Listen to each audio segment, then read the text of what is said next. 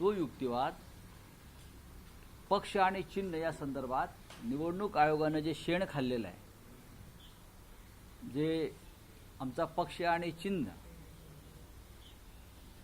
अमित शहा आणि निवडणूक आयोग ह्यांनी एकत्र येऊन पार्टनरशिपमध्ये शेकडो कोटी रुपयांना विकलं, आमचा पक्ष आणि चिन्ह विकलं मिंदे गटाला. त्याचा आकडाही सगळ्यांना माहिती आहे. हे काही धर्मादाय काम नाही आहे ना, हे धार्मिक काम धर्मादाय हिंदुत्वाचं नाही. अमित शहा आणि निवडणूक आयोग या दोघांनी मिळून शेकडो कोटी रुपयाचा व्यवहार करून शिंदेबरोबर मिंद्यांबरोबर आमचा पक्ष बाळासाहेब ठाकरेंचा हिंदू हृदय सम्राटांचा पक्ष आणि चिन्ह धनुष्यबाण हे मिंदेला विकलं. भ्रष्टाचार हा सगळ्यात मोठा. तर त्याच्यावर युक्तिवाद सुरू आहे की निवडणूक आयोगानं कसा भ्रष्टाचार केला, संविधानाची कशी हत्या केली, नियमांचं कसं उल्लंघन केलं, याच्यावरती हा युक्तिवाद सुरू आहे. याच्यामध्ये पुन्हा अपात्रतेचा विषय आलेला आहे. अपात्रतेसंदर्भात धनंजय चंद्रचूड यांच्या नेतृत्वाखालच्या खंडपीठानं काही निरीक्षणं नोंदवली. तेव्हा ते घटनापीठ होतं 7 जणांचं. त्याच्यामुळे तो जो विषय आहे अपात्रतेचा आणि व्यापक देशातल्या अपात्रतेसंदर्भात, देशामध्ये जेव्हा अशा घटना घडतात, पक्ष चोरणं, आमदार फोडणं आणि मग अपात्रतेसंदर्भात निर्णय न घेणं वेळेत आणि मग अपात्रच व्यक्तीला मुख्यमंत्री करणं, जसं आपल्या महाराष्ट्रात झालं, त्या संदर्भात 7 सदस्यीय खंडपीठानं या संदर्भात एक निर्णय घेऊन दिशा ठरवावी अशी ती भूमिका आहे. पण राऊत साहेब, या सुनावणी दरम्यान तुम्ही ज्या प्रतिक्रिया व्यक्त करता आहेत, शिंदे शिवसेनेच्या नेत्यांचं असं म्हणणं आहे की राऊत साहेब अशा पद्धतीने प्रतिक्रिया व्यक्त करतात जणू राऊत साहेबच सर्वोच्च न्यायालयाचे सरन्यायाधीश. असं काहीच मी म्हटलेलं नाहीये. मी कधीही या भूमिकेतून मत व्यक्त केलं नाही. दिल्लीमध्ये सर्वोच्च न्यायालयाची सुनावणी संपल्यावर जेव्हा पत्रकार विचारतात की आज काय झालं, तेव्हा मी आतमध्ये घडलेल्या आमच्या भूमिकेविषयी सांगतो. न्यायालयानं केलेलं जे मत व्यक्त आहे केलेलं त्याच्यावर बोलतो. पण माझं एक वाक्य मात्र कायम असतं, निवडणूक आयोगानं शेण खाल्लं, आमचा पक्ष विकला, आमचं चिन्ह विकलं, त्या संदर्भात हा युक्तिवाद सुरू आहे. हे माझं मत कायम आहे. त्याच्यामध्ये मी कशाला सर्वोच्च न्यायालय, मला माहिती आहे तुमच्यापेक्षा जास्त कोर्टबाजी आम्ही पाहिलेली आहे. तुम्ही आत्ता कोर्टात जाताय हो, तुम्ही कधी साधे तुरुंगात गेला नाही, जेलमध्ये गेला नाहीत, आंदोलन केलं नाही, लाठी खाल्ली नाही. आम्हाला काय तुम्ही शिकवताय? राऊत साहेब, तुमच्याकडून जसे ज्येष्ठ विधिज्ञ कपिल सिब्बल आहेत, सलग 5 दिवस सुनावणी आणि त्यांनी जे युक्तिवादात मुद्दे मांडले, शक्यता अशी आहे किंवा पुढच्या काळात शिंदे शिवसेनेचे मांडू द्या ना, न्यायालय आहे, ज्येष्ठ विधिज्ञ असू द्या ना, असू द्या, न्यायालय आहे, दोन्ही बाजू ऐकल्या जातात, दोन्ही बाजू ऐकल्या जातात आणि त्या ऐकल्याशिवाय कोणतंही न्यायालय निर्णय घेत नाही. पण आमच्या प्रकरणामध्ये आमची बाजू ऐकली गेली नाही. निवडणूक आयोगात आधीच्या सुनावणीत हे आम्ही सांगतो आहोत. आणि जे वारंवार म्हणतोय निवडणूक आयोगाने शेण खाल्लं, निवडणूक आयोग विकला गेला आणि त्याने आमचा पक्ष आणि चिन्ह विकला शेकडो कोटींना, हा व्यवहार मी वारंवार सांगितलेला आहे. त्याच्यामुळे त्यांना त्यांची बाजू मांडू द्या की आम्ही निवडणूक आयोगाला कसं शेण भरवलं, निवडणूक आयोगाने कसं शेण खाल्लं, आम्ही कोणाकोणाला विकत घेतलं, आम्ही गुवाहाटीला कसे गेलो, हे त्यांना सांगायला पाहिजे त्यांनी. आम्ही तेच सांगितलेलं आहे ना. एक जो आमदार अपात्र होणार आहे पक्षांतरानंतर अँटी डिफेक्शन लॉनुसार, त्या अपात्र ठरणाऱ्या व्यक्तीला तुम्ही राज्याचा मुख्यमंत्री केलं, हे देशाच्या घटनेच्या विरोधात, संविधानाविरुद्ध आणि 10th शेड्यूलच्या विरोधामध्ये. इथेच शेण खाल्लेलं आहे सगळ्यांनी बसून, सामुदायिक. आणि त्याचे निर्माते अमित शहा, जे आता पळतायत तोंड लपवून, फक्त काल पार्लमेंटला मुखदर्शन दिलं आणि निघून गेले. संसदेचं अधिवेशन पार पडलं, मात्र त्यात फलित काहीच निघालं नाही. कारण राहुल गांधी परराष्ट्र धोरणाविषयी बोलताना म्हटले की यांचं परराष्ट्र धोरण म्हणजे गळाभेट आहे. नाही, गळाभेट नाही बोलले, मिठ्या मिठ्या मारणं, मारणं. जबरदस्तीच्या मिठ्या मारणं. काल राहुल आणि गांधींनी त्याचं प्रात्यक्षिक केलं गेलं. काल राहुलजींनी त्याचं डेमॉन्स्ट्रेशन तुम्ही म्हणता, प्रेझेंटेशन, प्रात्यक्षिक, बरं का, अख्ख्या जगाने ते पाहिलं आणि देशाच्या प्रधानमंत्र्याची छिथू झाली. परराष्ट्र धोरण ही फार मोठी गोष्ट आहे भारतासारख्या देशासाठी. परराष्ट्र धोरण जे विदेश मंत्रालय आहे ते फार जागतिक स्तरावर देशाची प्रतिमा वाढवण्यासाठी, मजबूत करण्यासाठी काम करतं. प्रधानमंत्र्यांनी कुठल्याही देशात जाऊन बनावट मेडल्स घेणं किंवा पुरस्कार घेणं AIने बनवलेले त्यासाठी नाही, किंवा मिठ्या मारणं, घट्ट मिठ्या मारणं आणि त्या समोरच्या राष्ट्रपतीचा श्वास गुदमरणं त्या मिठीमुळे, याला परराष्ट्र धोरण म्हणत नाही. 2 राष्ट्रपतींचा श्वास गुदमरल्यात, मला माहीत नाही. नाही, पण राऊत साहेब त्यामध्ये इटलीच्या प्राईम मिनिस्टर मेलोनी यांचा उल्लेख झाला. मग त्यात काय झालं? त्यावर आक्षेप घेतलाय भाजपने की अशा पद्धतीने पंतप्रधानांची प्रतिमा डागाळणं हे योग्य नाही आणि आंतरराष्ट्रीय देशाचे स्तरावर प्रधानमंत्र्यांनी अयोग्य मेसेज जातो. देशाच्या प्रधानमंत्र्यांनी या देशाच्या संविधानाची प्रतिमा डागाळली. त्याचं काय? ज्या पद्धतीने डिलिमिटेशन बिल मंजूर होण्यासाठी आजही वेगळ्या वेगळ्या पक्षाच्या खासदारांना फोडण्याचे प्रयत्न सुरू आहेत, हे सुद्धा संविधान गुदमरण्यासारखंच आहे ना, डागाळण्यासारखंच आहे ना. शिवसेना फोडणं, तृणमूल फोडणं, राष्ट्रवादी काँग्रेस फोडणं, हे काय प्रधानमंत्र्याचं आणि अमित शहाचं काम आहे का? गृहमंत्र्याचं. काश्मीरला हल्ले होत आहेत, मणिपूर पेटलेला आहे, देशामध्ये अस्वस्थता आहे, तरुण वर्ग चिडलेला आहे, बेरोजगारी वाढली आहे, महागाई वाढली आहे, रुपया घसरतो आहे, देशाची पत जागतिक स्तरावर घसरते आहे. याच्यावरती प्रधानमंत्र्यांना टेलिप्रॉम्प्टरशिवाय बोलता येईल का? या दोघांना भविष्यात म्हणजे 2029च्या आधी जावं लागेल, अशा प्रकारची परिस्थिती जागतिक स्तरावर सुद्धा आहे आणि आपल्या देशात सुद्धा आहे. मोदी आणि शहा जातील. ते म्हणतात की झोपू देणार नाही. राहुल गांधी नाही, झोपू नाही, ते आता झोपतच नाही येत ना ते. आता तरी कुठे झोपतायत? चेहरे बघा दोघांचे काळे ठिक्कर पडले.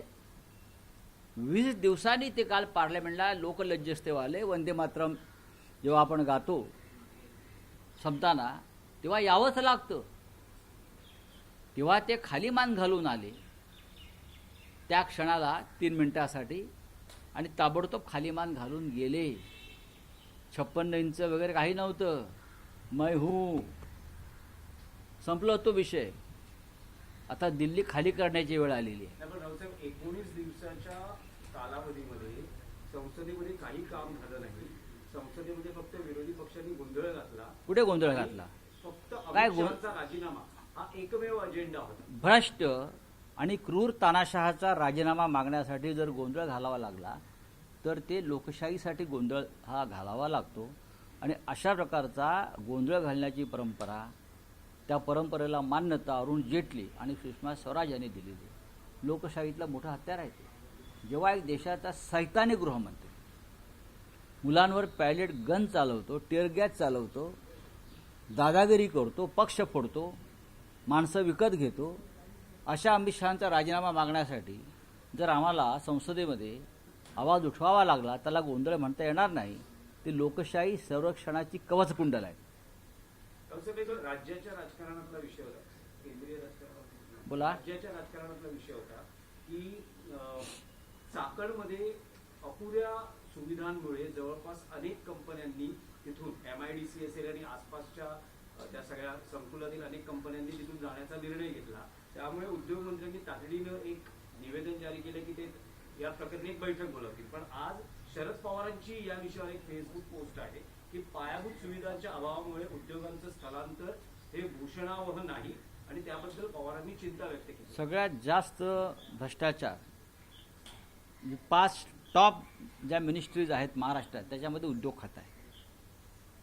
उद्योग मंत्र्यांनी कोणता नवीन उद्योग या महाराष्ट्रामध्ये आणला?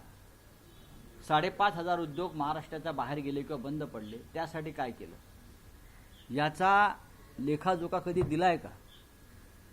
MIDCच्या जमिनी विकणं, व्यवहार करणं आणि मोठ्या प्रमाणामध्ये या कंपन्यांना पोल्युशन कंट्रोल बोर्डाकडून नोटिसा मारून त्यांच्याकडनं खंडण्या उकळणं, हे मिंदे गटाचा जो अर्ध सरकार आहे, अर्ध सरकार, अर्ध फडणवीसांचं आहे, अर्ध यांचं आहे, अशी मध्ये भिंत आहे. या अर्ध्या सरकाराकडून याच खंडणीबाजीची कामं चालू आहेत. चाकणची MIDC ही शरद पवारांच्या प्रयत्नाने तिथे सुरू झाली. ऑटोमोबाईल हब ज्याला आपण म्हणतो ते. अनेक जागतिक स्तरावरच्या मोटार कंपन्या तिथे आल्या. लाखोंच्या प्रमाणात रोजगार मिळाला, व्यवसाय वाढला तिथे. आणि आज तिथे कोणत्याही पायाभूत सुविधांच्या अभावी जर कंपन्या बंद पडत असतील, निघून जात असतील, त्याची जबाबदारी सगळ्यात आधी आहे या राज्याच्या मुख्यमंत्र्यांची. काय करतायत ते? उद्योगमंत्री नंतर राज्याच्या मुख्यमंत्र्यांची जबाबदारी सगळ्यात आधी आहे. ते मोठ्या मोठ्या गोष्टी करतात ना, इन्व्हेस्टमेंट आली, गुंतवणूक आली, अमुक आली, प्रगती पथावर आहोत. गडचिरोलीसारख्या ठिकाणी खाण मालकांनी, खाण उद्योजकांनी जो उच्छाद मांडलेला आहे तो सुद्धा उद्योग खात्याच्या किंवा मुख्यमंत्र्यांच्याच अधिपत्याखाली येतो. 1500 लोक तिथे ठार झालेले आहेत खाण उद्योगांच्या ट्रक खाली किंवा वाहनाखाली. काय करतात मुख्यमंत्री? रावसाहेब, महिला वसतिगृहामध्ये बऱ्याचशा सुविधा यापुढे आहेत. पाणी नसल्यामुळे शौचालयाला जाता येत नाही, अशा प्रकारची सुविधा आहे. मंत्रालयाच्या अगदी बाजूला असलेल्या चर्चगेट येथे ही वसतिगृह आहे. सामाजिक न्याय विभाग काय करतो आहे? तो सामाजिक सोशल जस्टिस मिनिस्ट्रीच्या अंडर येतं ना ते. म्हणजे ही सगळी खाती जी आहेत भ्रष्टाचाराने बरबटलेली, ही डेप्युटी CM मिंध्यांच्या नेतृत्वाखाली आहेत.